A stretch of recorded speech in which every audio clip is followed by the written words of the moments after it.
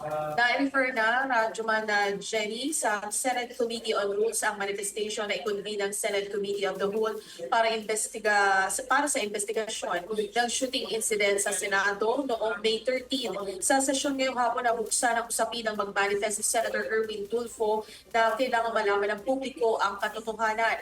Mismo ang publiko ay nananawagan ng pangangailangan para sa patas, independent at transparent na investigasyon sa nangyari. Sinabi pa ni Tulfo na hindi drama, aksyon o comedy ang harap ng taong bayan, kundi katotohanan, accountability at katatagan ng buong institusyon. Nilinaw ng senador ang mga insinuations na may paunang impormasyong natanggap ang minority senators kaya wala na sila nang nangyari ang puntukan dito sa Senado.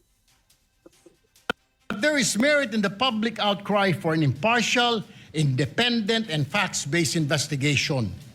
Mahalagang maituguyod po ang isang proseso na patas, transparent, at may kredibilidad sa mata ng publiko.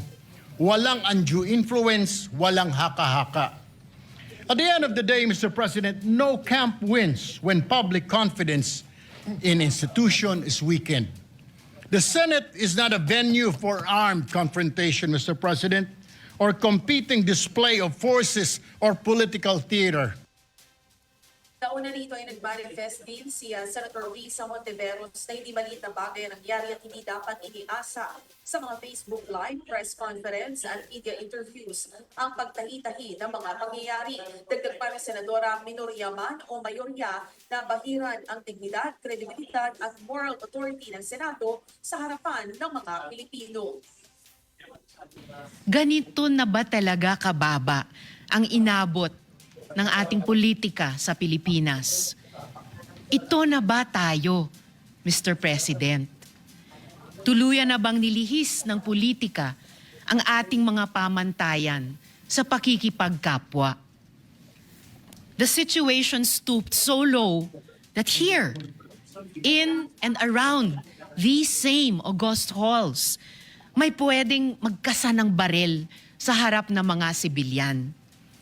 Dear colleagues, kahit kailan, hindi yan nangyari sa Pilipinas. Kahit panahon ng kudeta, not even during the darkest days of martial law, did gunfire erupt within our halls. Sa ilalim ng resolusyon na inihain ni Senator Amy Marcos ay pinanawagan ng investigasyon ng Committee of the Whole na napaulat sa napaulat na presensya, deployment at pagkakasangkot ng mga armed personnel sa insidente ng barilan sa loob ng Senado. Kasama mo sa DZXL RMN Manila, Rajuman Conde Batang, Tatak, RMN. RMN Network News.